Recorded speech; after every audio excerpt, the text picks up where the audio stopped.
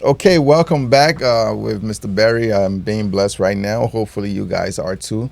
We're going to talk about overcoming adversity through faith and forgiveness.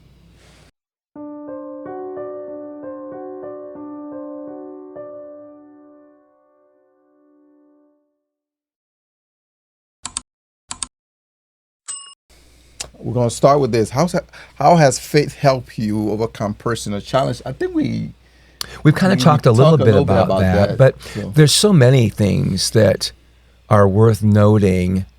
I mean, when God comes alongside and says, okay, so let's do a real normal one. okay. My wife and I are not communicating really well. This is a season a couple of years ago. And I'm thinking we got to have a good conversation. But I'm scared to have a good conversation because I know it's going to be painful. She's going to tell me how I've disappointed her, and I don't want to hear about that. Yeah. So she actually initiates this conversation, and I'm thinking the sinking feeling inside of me, and I'm going, oh, darn it. Now is the time. And in my spirit, I heard this. This is going to be for your good. I'm like, okay, this is going to be for my good.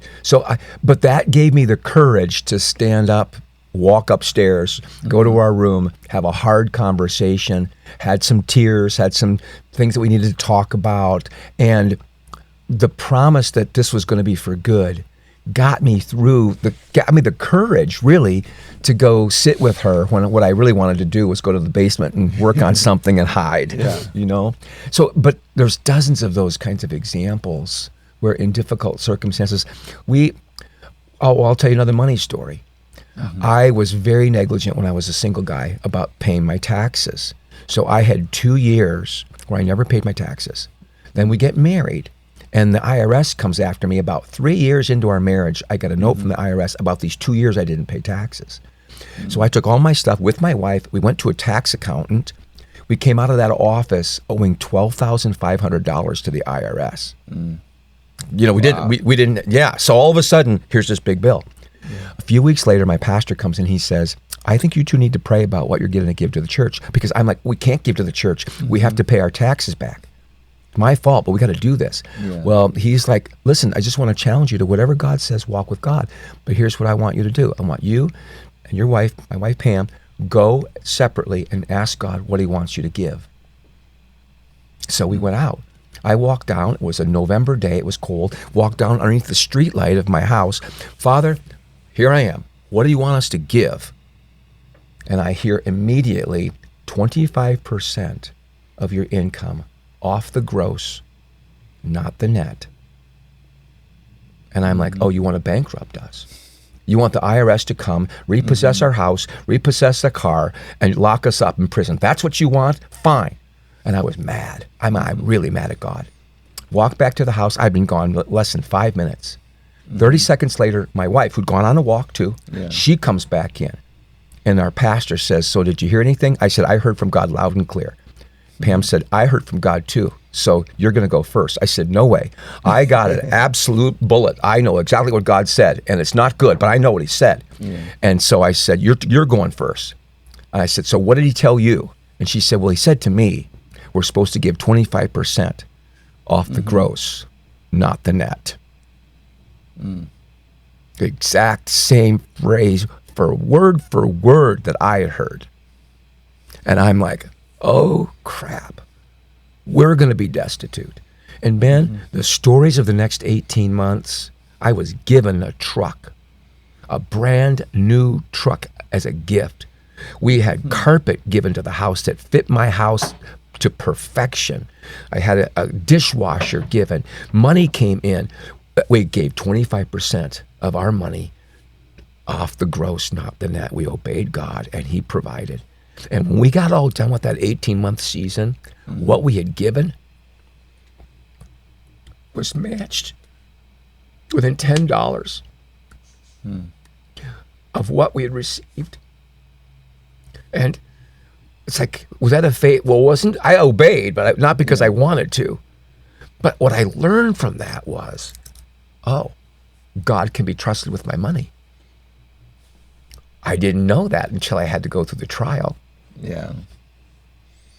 Wow. That's powerful. Well, no, so it changes their whole life now when it comes to money. When God says, I want you to do this, it's like, well, then we'll do it. Because it's not about whether we think we can afford it anymore. Yeah. How do you stay hopeful and maintain faith during difficult time? Well, there's no place else for me to go. I'm walking with Jesus. I'm all in. So in the difficulty, there's two questions in the book of Acts that happen on the day of Pentecost. One of them is the people are watching these folks speaking in tongues and declaring the mighty works of God in their own language. And the people are saying, what do these things mean? And then later on, Peter preaches, and the crowd says, what must we do? And I think, what do these things mean? And what must we do are two really good questions to ask when we come up against a difficulty. And I began to realize that whenever God offers us a difficulty, he offers us the provision of faith necessary to get through that difficulty. And there's always a reward that he wants to bring to us, typically in the form of freedom in our own inner being, where we're not afraid of that difficulty ever again. And when Jesus walked, he was harassed, he was persecuted, he was shouted at, he was maligned, he was called names, and that's all before the cross, right? But he didn't react to anybody because he was free from their accusation and judgment. Yeah. Well, how do I get to be free from that? I think he takes these trials and these difficulties and he wants to show us who he can be to us and who he can be through us in that difficult situation. So if I do go into that difficulty aware he's promised to meet every need I have, what is my need is patience. Oh, okay. What if my need is long suffering? What if my need is to walk in joy? And so he can meet that need when I bring it to him. He can't meet that need if I live in isolation, if I stay away because I'm mad or I'm afraid. Yeah. Why have you let this happen to me? And I used to react to difficulty that way. God, why aren't you for me any longer? If you were for me, this wouldn't be happening. You know, and it's like, wait a minute, that's not the way God operates at all. He always has purposes, even if he doesn't, if he didn't initiate a negative. Remember when Satan comes and he harasses Job, you know, God's permission was involved, but Satan was doing the harassing, you know. Well, if God gives permission for a difficulty to happen in my life, God can see all the way through that difficulty to the good that's coming as a result. And I'm fascinated by this verse when Jesus says, who for the joy set before him endured the cross. What's the power of joy if you would go to the cross in order to have it as the outcome on the other side of the cross? A year ago in May, I was at a retreat, and these are my friends, and about 100 people. And there's a beautiful worship celebration taking place, and I'm not on the worship team. I don't have that good a voice, but I'm in the room with the kids are waving banners and they're dancing and singing, and it's just a holy worship. And the Holy Spirit said to me, this is your inheritance. And the sensation that I'd given my life for these people, and I'd invested and I'd prayed and I'd stayed up nights and I'd counseled, I'd listened, I'd wept over them. And it cost me something.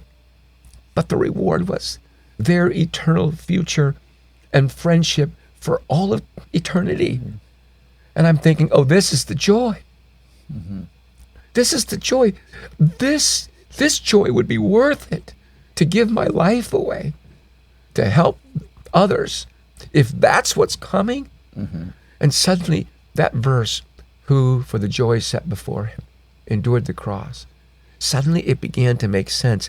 Maybe I was sensing just a tiny little bit of the joy that Jesus is going to experience as we come up to him, bow at his feet, say thank you. Wow. So that's difficulty, Yeah, right? it is. But when you see what's coming, when you see what he's doing, it's like, oh, I can bear this. And there's that great verse, for you have not yet resisted to the point of shedding blood, and you're striving against sin, right? Jesus resists to the point of shedding blood. It's like, no, that's not that hard in my life. It's hard, but not that hard. No, Not at all. So what Bible promise or principle guy you in diversity? What promise? Well, the biggest one is, without doubt, I will never leave you or forsake you. When my parents divorced, I felt abandoned and orphaned. And so I grew up with an orphaned wound where I felt like everyone I love is going to leave me. And that's a really hard thing to carry. And I think a lot of people experience I call it an orphan spirit, where I've been influenced by the idea that the good, the protection, the covering of a parent might be taken from us or has been taken from us. And so now what does the orphan think? Well, there's never enough to go around. I better get mine, So they want this grab for the scraps at the table. There's no abundance in the orphanage. There's only poverty. So what I began to realize is that's not what God's like. And one of the verses that really caught me was in Luke 15, the prodigal son story. Yeah. Jesus is talking, he says a certain man has two sons, and the one goes and wastes the inheritance, comes back home. Now, what does the older brother do? The older brother, he's working. He hears all the music and dancing, and he's mad. And he comes back, and the father says, listen, we must celebrate because my son who was lost has been found. And the older brother is like, I work every day for you, but you've never given me even a young goat to celebrate with my friends. And what does the father say? How do you not know that everything in my house has always been yours? And that verse began to come against my poverty orientation. And I began to go, do you mean, God, everything is mine? All of the blessings of your goodness, all of the character of Jesus, all of the fruit of your Spirit is mine already? Yeah, I was just listening to that prodigal son story, and give me a different perspective, because most time we try to put ourselves in the prodigal son situation, or that was me that left, I'm back. But no, it's the stories is more about the older brother who was there all along. So the prodigal son, he went away, but then he repented from what he did and decided to come back and ask for forgiveness and even live as a servant. So he asked for forgiveness, but the oldest son, who was still living in the house, had a hatred in his heart. Right. So we found ourselves in that situation where we think we deserve, or what we are getting is not what we deserve. But do you know that everything that God had in store for you is right there? And so that's incredible. Well, Ben, I think the older brother thought he was earning everything. And I think that the father wanted to say, no, it's a gift. Yeah. It's a gift. And in Matthew 20, there's the parable of the talents. And the first people who come to work, they negotiate for a wage. And they're going to get that at the end of the day. But then the guy goes, I need more people. So he goes back at 9 o'clock in the morning, and he goes back at noon, and he goes back at 2 o'clock in the afternoon, and he goes back at 4. He goes back at 5 o'clock and gets more people. And then when he goes to settle up at 7 p.m., everybody gets the same amount. Well, why? Because God's generous. Yeah. But the ones who are working for a wage, who think they're owed, right? They only get what they think they're owed, because they're not relying on the goodness of God to take care of them. And I just think that there's something to explore there. It's like, no, I do this, and therefore God does this. Well, I don't want to leverage God. No. Right? But I think that's what I did for a long time. I had router bits, a lifelong collection of router bits, stolen out of my shed. And I was incensed, and I took it to God, and I was like, how did you let this happen? How did you let this, after all I've done for you? Oh, no. I thought that all of my good work, all of my Yeah. righteous behavior had earned me God's protection. Oops. Oops. No. We can go on days. No, with this. you go as far as you want. I can do this So- for a long time too. All right. So how can a Christian community support those facing hardship? Okay, that's a great question. And we had a situation a year ago where in fact, this is the couple that left last night. She had gone through some deep inner searching and was immobilized, and she sat on her sofa, and the husband had to stay home to care for her. And the Christian community just rose up and began to buy them groceries and to pay for their mortgage and to take care of their transportation. And when you get integrated into Christian community, Jesus' word says, if you've done it unto one of the least of these, you've done it unto me. And so the body of Christ was meant, I think, to function like, oh, you're hurting, then I'm hurting. You're broke, then I'm broke. If you got rejoicing, then I'm rejoicing, right? But I don't think we do that when we view our money as our own possession and we hold it back as ours because we earned it. Yeah. But if we see all of the money we gain as a provision from God, then if he wants to direct that provision to take care of a need, there's plenty more where that came from. Yeah. Because it came as a gift from God, even though I put my 40 hours in at work. And I think getting that mind shift changed around is really helpful, so that whatever our task, we do it with all our might, Yeah. knowing that from the Lord we receive the inheritance as our reward. So it changes the perspective, I think, when we recognize that God is not broke. He has plenty of resource. Now, how do I get into the place where I can be a useful tool to let that resource, well, what's the kingdom's principle on money? Give, and it will be given to you. Yeah.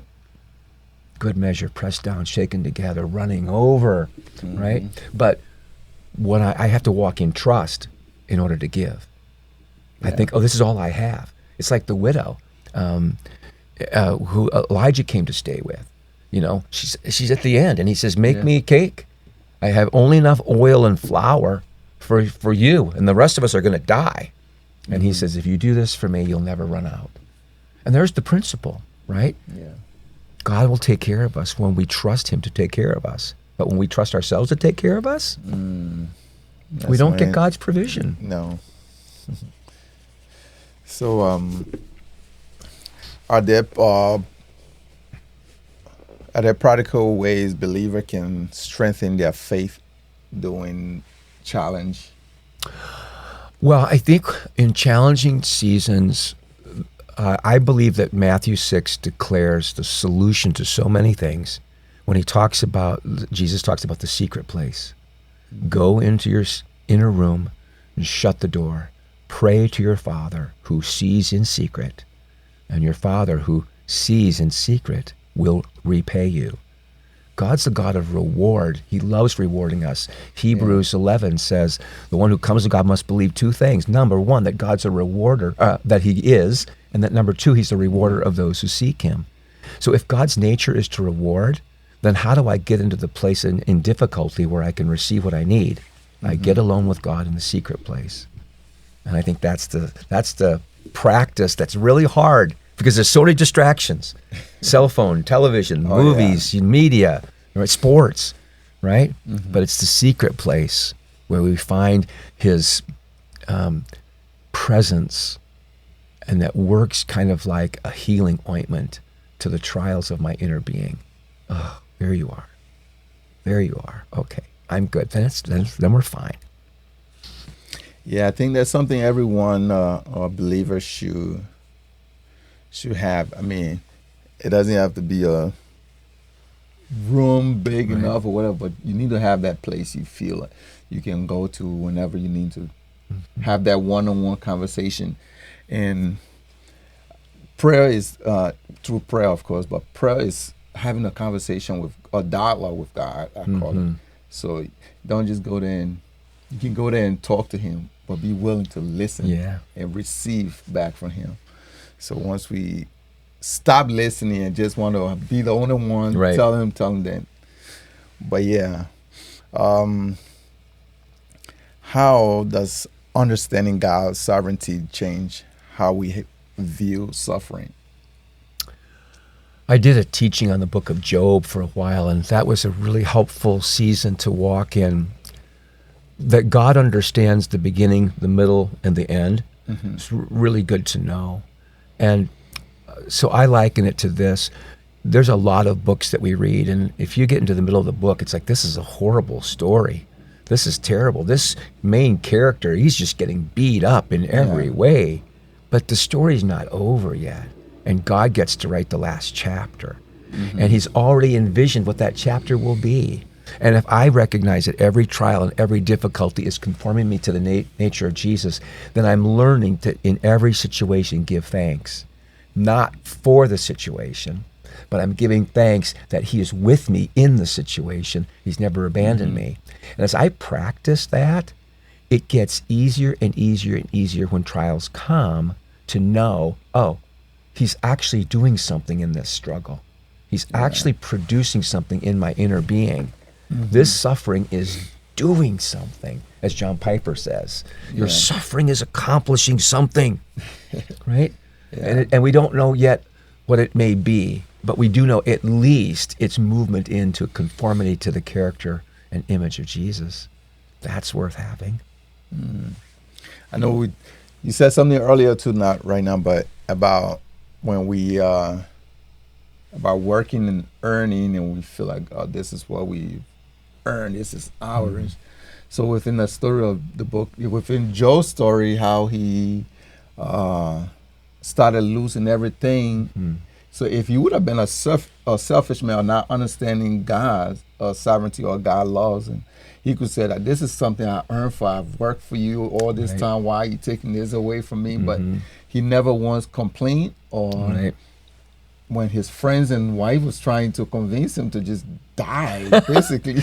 And he kept on trusting in God, because he know that God gave me all these things. He can take it away when he wants. So what happened in the end? He got more back than he lost. So we just got to... A friend of mine said it this way. He says, God will be in debt to no man. So what God orders, he pays for. And so if he's asked me to do something, he's already got me covered. Or if he's going to ask me to go through a trial, he's already offered the strength I need. It's there. I might not know it. I might not feel it. I might not believe it yet. But the promise is sure. And God, promises matter to God, right? When he makes a promise, you can take that to the bank. Oh, yeah.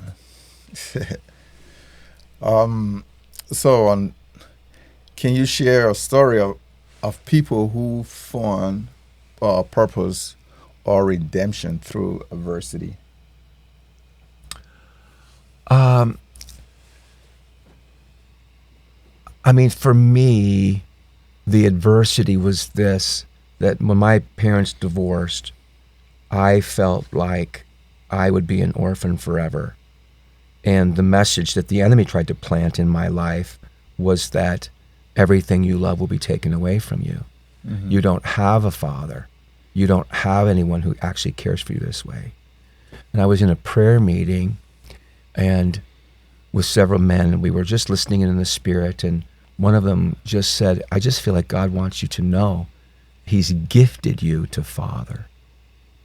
And he said that, and I was like, well, that's interesting. And then the next day I was out by myself in Colorado with my notebook and my journal, and I felt like he said, you, Barry, who have known no father, I have gifted to father. So last night, I'm in a group in this going away party.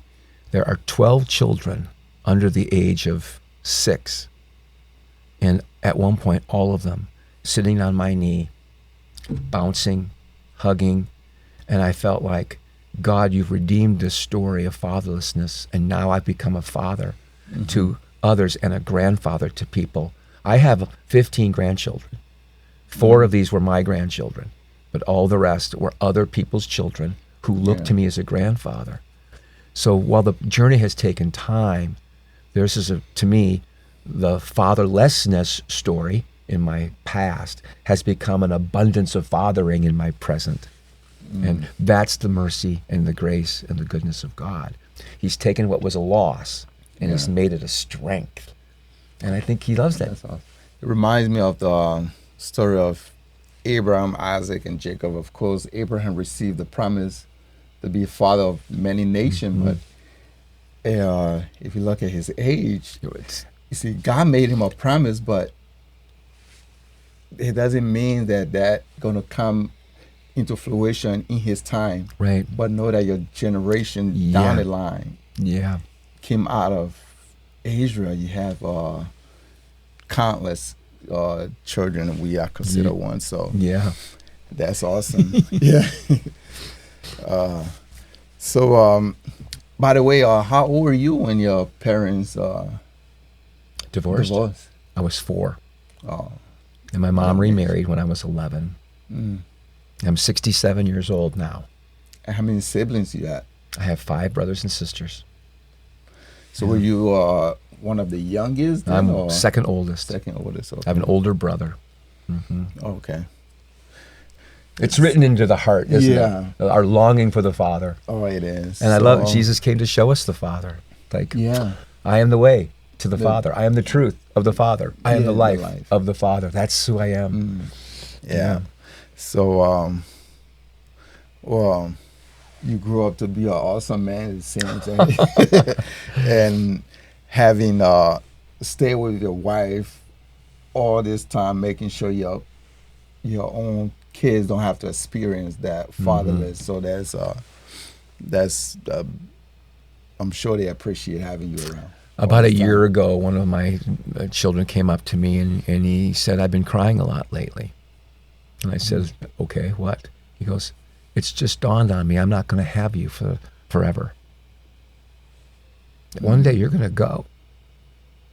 And I've just been realizing that, and I'm weeping over that because of how much you mean to me. And I just, for the first time, I thought about the fact that my children are going to grieve their loss of me. And I didn't know my biological father very well, and I didn't know my stepfather very well. And when they passed, I was sad, but it wasn't gut-wrenching. But because of the relationship God has graciously given me with my kids, I know it's going to hurt them very, very deeply to lose me. And it's like that's a good thing in one way, right? Yeah. That our bond is so strong. And it's a thing now that it's like, Father, ease their grief. Even now, I can pray, ease their grief. Let me live a long time. Having your parents around is, you cannot duplicate that. No. There's nothing like it. It's a gift. So it's a gift. It is. And how can adversity lead to spiritual growth? When we receive the adversity rather than reject it. And we say, okay, what does Romans 5 tell us? It's like, count it all joy. We get in James, when you encounter trials of many kinds. Why? Because God's working on something. He's working on our perseverance. Hope does not disappoint, Romans 5 says. And through it, the love of God has been shed abroad in our heart. Every adversity comes with the provision of God to meet a deeper need in our soul. We think the problem is money or housing or relationship. But the deeper issue is what he's doing inside of us to make us into Jesus' likeness. So it's like, okay, an invitation here for freedom, a deeper knowledge. That's what's on the table. So thank you for this challenge. I'm going to thank you that you're going to be with me in this challenge. And I want to see what you're offering me here. So if anyone lacks faith, let him ask God, who gives to all men. I don't know how I'm going to get through this. I'm lacking faith. God, show me in this provision how you're going to get me through this, and put the blame back on him. I'll walk with you, but you're the one in charge. I'm going to follow, not lead here. And when I started to see that, follow me means someone's leading. When Jesus says it to Peter, follow me, it means he's going somewhere. I don't have to be the leader. How much freedom is there in that? I'm not in charge. I'm a Yeah. follower of Jesus. And all of a sudden things get immediately easier. Yeah. I know being I was the music director at my church for quite a while, for at least 10 plus years. And I learned really early on that as the leader, everything falls on you. Yeah. You get blamed for everything, That's right. anything, but still expecting you to deliver. Right. So of course you get praise too, but Yeah. I wasn't comfortable with that. People not showing up for practice. How is it my fault? Right. Yeah. So it's Yeah. like others, but Right. as a leader, you still got to know how to overcome that, and having someone take you through is just, Yeah. it just makes everything easier for you. Yeah. Right. So now I'm not the music director, but I'm now over to the media department where Yeah. I'm the director there. So now why is it the mic was Right. squeaking during the ceremony? So Right. it's another Right. challenge, but yeah, it's still a blessing and rewarding to be in the house of the Lord and know you're impacting some way, you know. Okay. What role does forgiveness play in transforming individual and community during trials? Wow. At Summit, we talk about the tools in our bag, right? We talk about 5 essential tools. And we talk about our hammer and our speed square and our pencil, our utility knife, tape measure, right? I think in the Christian's bag, forgiveness, forgiveness, forgiveness, forgiveness, forgiveness. It's the solution to so many things. And Jesus makes it the pivotal point. If you don't forgive, God can't forgive us. There's something about understanding what God's heart is in this role. And Matthew 18 was opened up to me about this idea of forgiveness. And it's that story there. Jesus tells the parable of the man who owes the king a lot of money and can't pay. So he says to the king, have mercy on me. And the king forgives him. But then he's got someone who owes him a little bit of money. And he says, pay me everything. And the guy who owes him a little bit of money says, I can't pay. And the guy goes, well, then you're going to go to prison. Yeah. Well, one of the servants of the king hears about this, reports it back to the king, and the king goes, I forgave you this huge sum of money, and then you wouldn't forgive this guy what he owes you? And then in the Greek, if we look at that translation, I think the right interpretation is this. The king then says, you're going to go back to prison until not you pay me the money you owed me. I forgave. The king forgave him. But until the money is paid to you by the one you just put in prison. So I think that Jesus is teaching this. When we don't forgive the debt owed to us, we're the ones who wind up in prison. And all this guy needed to do to get out of jail that day was to forgive the small sum of money that was owed to him. And by forgiving that debt, he walks in freedom. So I think this principle of freedom is all about my heart's health. When I'm in resentment or in bitterness, I mean, Hebrews 11 talks about bitterness. And it says, let no one resist the grace of God, lest there be among you a root of bitterness springing up, and by it many are defiled. So bitterness becomes the response when we don't forgive, and it affects a whole community of people. Now we're talking about so-and-so said this to me, and so-and-so did this to me, and we try to recruit people to be our friends. Aren't they terrible? You know? And the next thing you know, you've got a whole community in disarray. And God's answer is, no. Yes, they wronged you, but here's how I want you to forgive them. They owe you a debt. They hurt you. They really did. Don't minimize it. Don't pretend it didn't happen. It's a real debt. And then Jesus showed me that he then comes to us and says, will you let me pay the debt they owe you? And my payment comes in blood. They owe you. Yeah. They owe you. They wronged you. And I'll pay their debt. If you let me, I'll pay what they owe you. They can't. I'll pay. And when I saw that, I began to understand forgiveness on a whole new level. Jesus never minimizes it. He's not asking us to overlook it. He's not asking us to sweep it under the rug and pretend it didn't happen. Yeah. He's saying it's a real debt, it's a real grief, it's a real pain, and I know it. I didn't want it to happen, and you're owed. You are owed. By the way, I want to pay their debt for them. Oh. And it's like, Jesus is going to step in. That's where forgiveness comes to me now. I don't want to put Jesus in the position where he has to forgive, he has to pay their debt again. So now I can receive the forgiveness that he's brought on the cross on their behalf to me as well.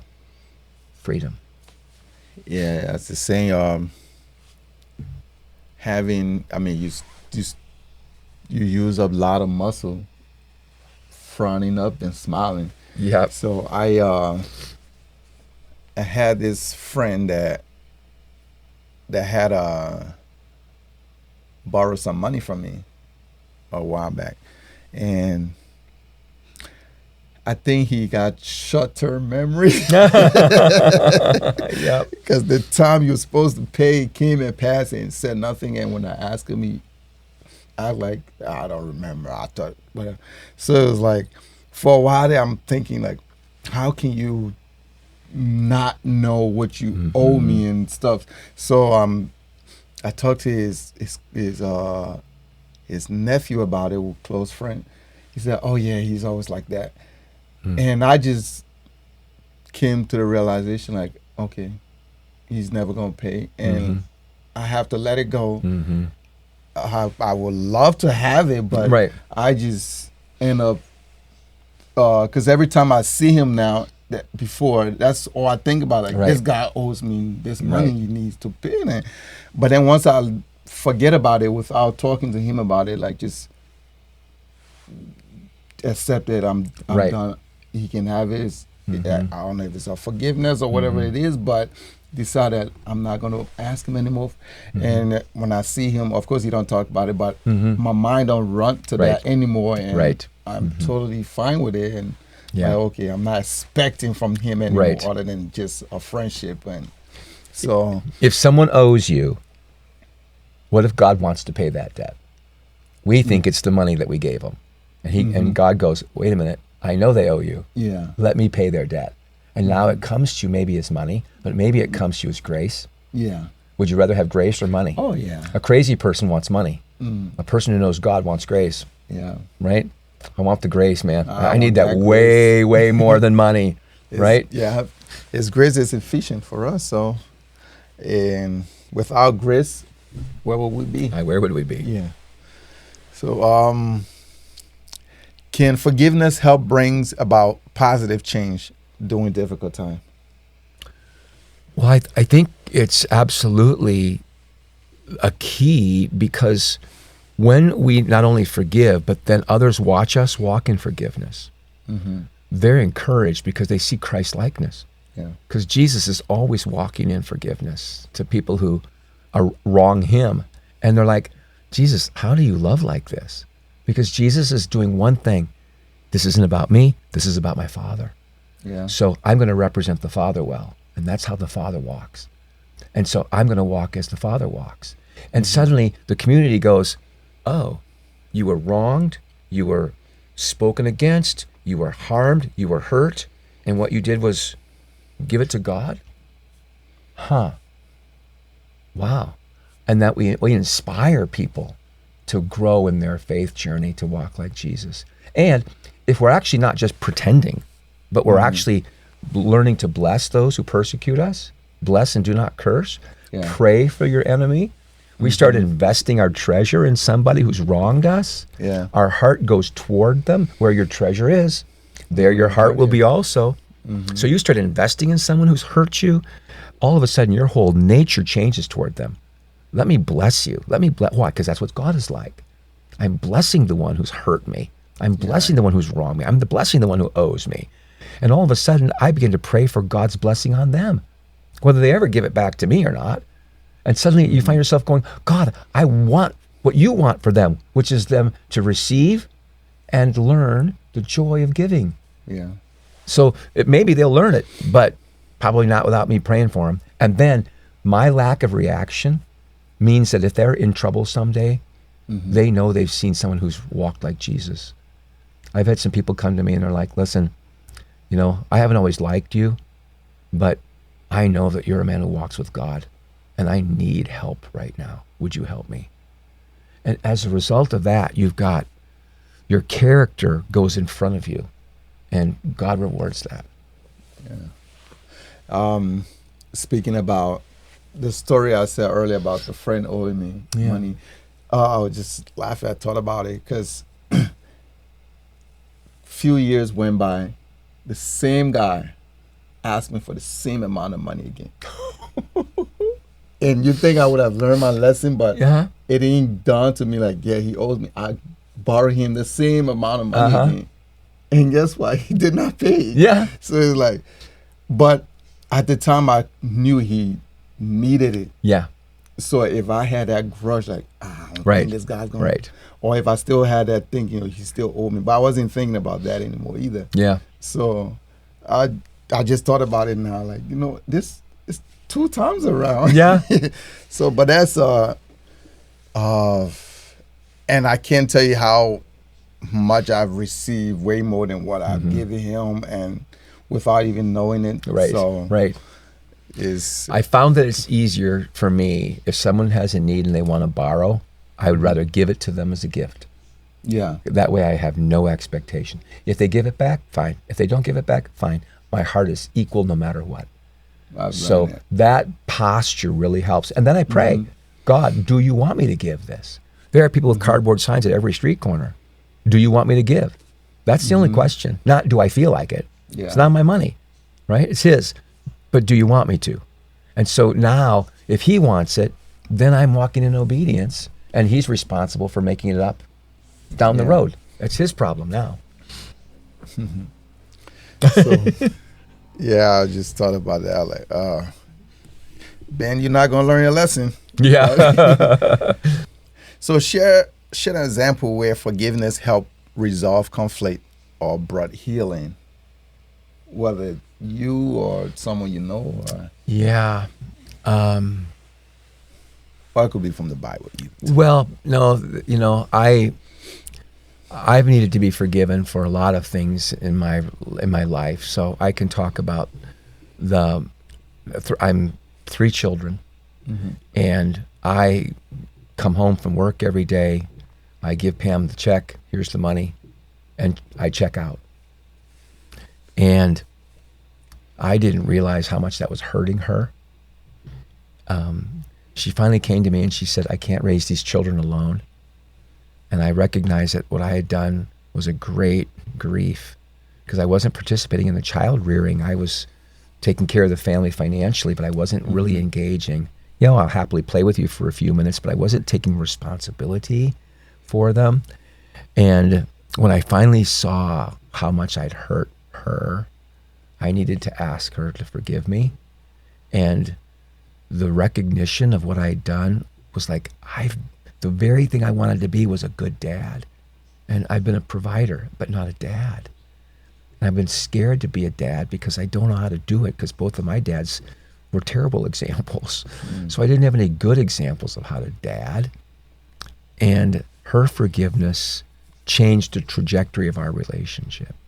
And I think there's an example of someone else's forgiveness, not mine, but hers, right? And I think that that's the key in all of our relationships. It's like, what do I need here? Well, I need to be forgiven. I need to recognize, first of all, how badly I've screwed up. And I think it's easy sometimes to go, well, I didn't do anything wrong. And then maybe the classic example, I was a good friend, one of my closest friends now, and our relationship had been soured, and I didn't know what was wrong. So on a men's group night on a Monday night, I sat with him and I said, I feel like there's something between us and I'd like to get it resolved. And he said, oh, I'm not sure about that. And I said, well, let me ask it this way. I said, how have I hurt you or offended you? Can we talk about those things? And I'll never forget his answer. He said, we've only got 2 hours. That's not nearly enough time. And my eyes got big. I was shocked. I'm like, what? I don't know of anything I've done to him. So the guys prayed. We went to prayer together. And I sat down in front of him and I said, I want to stay here. If it takes 10 nights, I want to get everything that's between you and me cleared up. And he had, all he could remember were 3 things. And in every one of those cases, man, what I had done, I'd hired him to load a dumpster on a job. Mm-hmm. And when he was working on loading the dumpster, he was just a kid. He was 18, 19 years old. And he was sticking every piece in a row, you know. And I'm like, hey, I shot out the window, just throw it in there. We got plenty of room, you know. Well, what he heard me say was, you're worthless. You can't even fill a dumpster correctly. And I was thinking, dude, we don't have time for the way you're doing this. There's plenty of room in the dumpster. I know how big the dumpster is and how much, just come get another load of stuff. Mm-hmm. But so here we are in that bedroom that night. And I'm like, I didn't do anything wrong. And he's holding this against me. So I stopped and I prayed, Father, show me your perspective about this. And I felt like the Spirit said back to me, he needed an older brother who cared for his heart. And what you gave him was a boss who cared for his work. You were selfish. You thought about your financial interest in getting the dumpster filled up so it wouldn't cost you as much to have to pay him. And what he needed was an example of an older Christ-like brother. Yes, you failed him. And I saw it, man. And I began to weep. I realized what I could have been and wasn't, what he needed and what I didn't offer him. That began a journey, took the whole night, but there were only 3 things, and all of them got resolved. And in that moment, our whole relationship changed. A year later, we're speaking and telling this story to a group of people. And one of the guys in the audience asked the question. He said, well, how has that night changed your life? And he turned to me and he said, I trust you with my life. And I'm like, I had no idea. But that night meant that I was willing to go low, to walk in humility, ask God what he saw, and then make my part. Even if I was only 1% wrong, I made my 1% right. And all of a sudden, God now has permission to do something between us in a relationship, and healing and oneness of heart. And again, I count him as one of my closest friends. He knows everything about my story and me about his. We are the kind of brothers that I feel like the disciples had together. They were that kind of brother, close, close, close. So when I read the verse, there's a friend that sticks closer than a brother, his face comes to my mind. And how long ago was this? About 5 years ago now. Okay. And still absolutely fine and working great. Yeah, absolutely. And he has permission to speak into my life, and I have permission to speak into his. And I mean, he can tell me anything he wants. Barry, I just feel like you're being a little bit, self-centered on that. Okay. I will take that under advisement. I'm not going to ignore anything he tells me, because he's got permission to tell me what he thinks and sees. And I know he loves me. And so I'll trust his perspective. Even if I can't see it, I know something's there. Now, ultimately, God's in charge. Yeah. But if he's called something out, my friend has called something out, then I'm interested in knowing what that's about, because I believe God's going to speak through him to help me see something I didn't see before. Yeah. Yeah, sometimes it just takes, you just need to stop and listen. Yeah. Sometimes we get caught up in doing things our way and not seeing it from the other person perspective. And yeah, but I'm glad things work out and you guys are doing great. So yeah, the power of forgiveness can go a long way. Yeah. His oldest daughter, I'm going to wed them, her and her boyfriend. And we're like, when we baptized his daughters, we've done it together as men. Yeah. Right? Awesome. It's really good. How does faith give strength and resilience to prevails through trial? Well, as we've been talking about, I think perseverance is one of the fruits of the Spirit of God, and stepping out. Faith is, I think we spell faith R-I-S-K, risk. Stepping into risk is where faith takes action. Belief is what most Christians have. They don't have faith, they have belief. But Satan has belief too. Even the demons believe. Faith is belief that takes action into risk. That's how I would describe faith. So in the community, it's like when I move on my hope and step into that, I'm risking into faith, everything shifts with financial need in the community and the oneness of the body of Christ. And then my own sense of what my purpose is on the planet is affected. As I move, God can then use. It's the old story that if you have a great ship and you turn the rudder even 1 degree, eventually that ship is going to go in the opposite direction. So sometimes we can't see that our shift is making a difference. We don't know it. Give it time. When we step into the faith to take the risk, we will see the whole ship turning. And that's a really encouraging thought to me. Yeah. Sometimes it's hard to persevere because I can't see. Then I step into trust. The promise of God is true. Yeah. I have to step into the promise. I know you mentioned one other story from the Bible about the God not forgiving his servant when the king already forgave him. Yeah.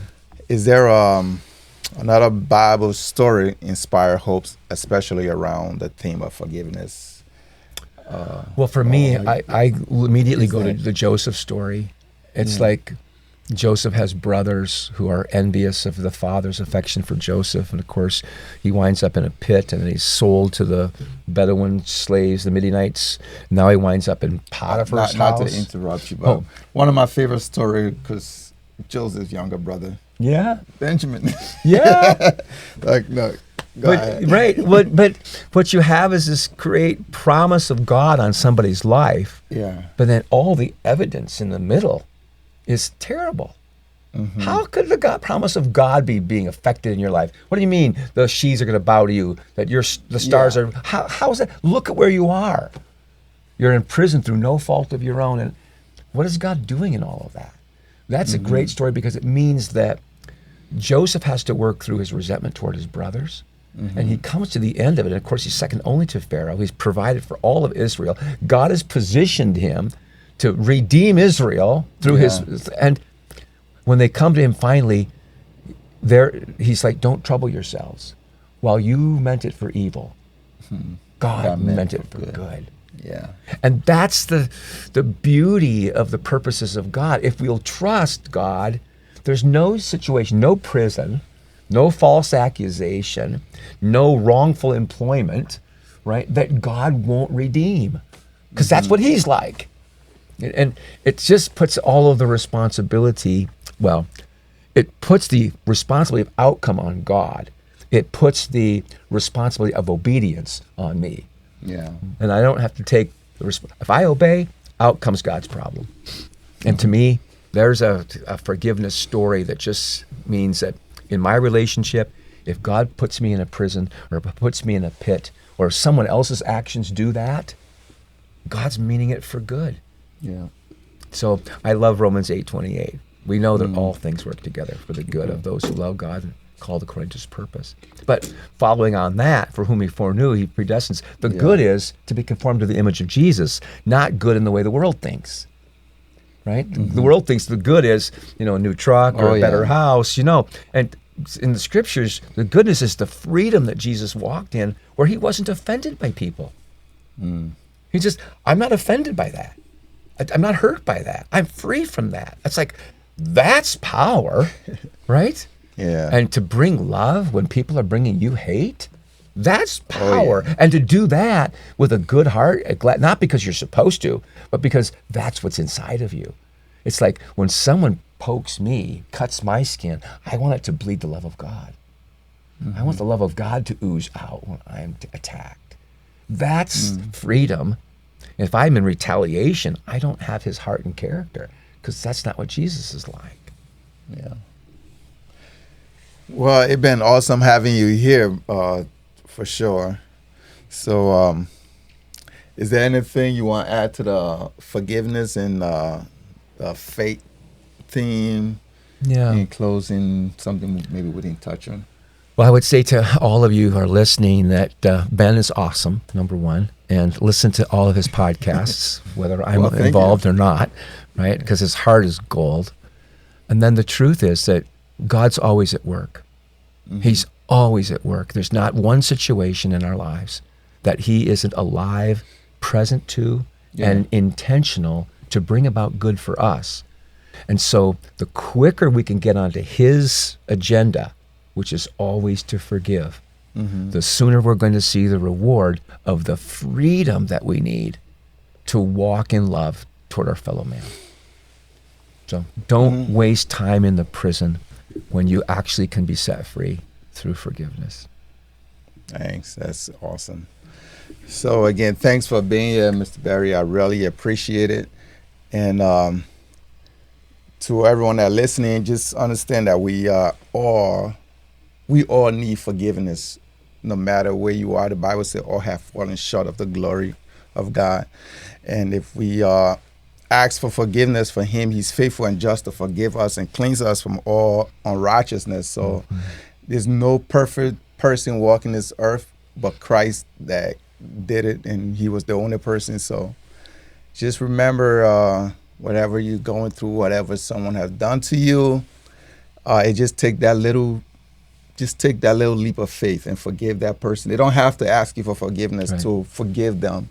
You know, you do it for yourself, for your own healing. It's gonna mean a whole lot to you to forgive than to keep it in your heart, because that's sin. You know, if you keep in malice in your heart, hatred in your heart for someone, for something to do, that's you are sinning without even knowing it. So just remember to forgive your brother, forgive your sister, and show God's love to everyone.